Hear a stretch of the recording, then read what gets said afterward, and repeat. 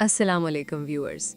शरपसंद का एपिसोड 27, यकीन मानिए आज का एपिसोड देखकर ऐसा लग रहा है कि अब पर्दा गिरने वाला है। एपिसोड 26 के एंड पर जो सस्पेंस था, एपिसोड 27 ने उसे एक नई शिद्दत दे दी है। क्या जोया की पकड़ होने वाली है? और क्या हमार को अपनी जिंदगी की सबसे बड़ी गलती का एहसास हो गया है?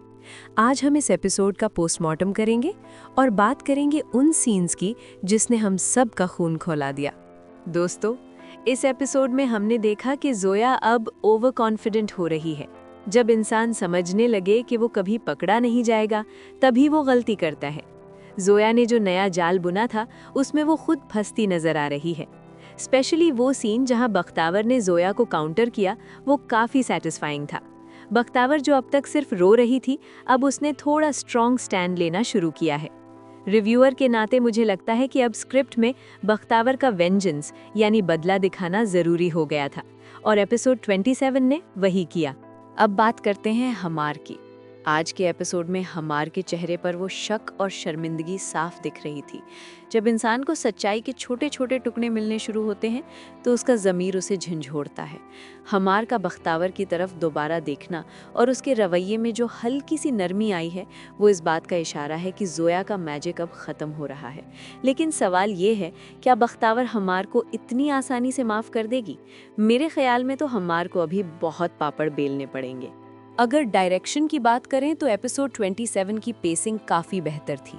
पूरा एपिसोड ड्रैग यानी लंबा महसूस नहीं हुआ। एक चीज़ जो थोड़ी अजीब लगी वो थी सास का रवैया। कभी वो जोया की साइड लेती हैं, कभी बख्तावर पर तरस खाती हैं। ये कैरेक्टर थोड़ा कंफ्यूज दिखाया जा रहा है। एक्टिंग में इंशाफ ने एक बार फिर बाजी मारी है। उनकी वो मैनिपुलेटिव एक्सप्रेशंस और हमार के सामने मासूम बन जाना वाकई टैलेंट है। लेकिन व्यूअर्स अब बोर हो चुके हैं, वो अब जोया का अंजाम देखना चाहते हैं। तो दोस्तों, आने वाले एपिसोड में क्या होगा?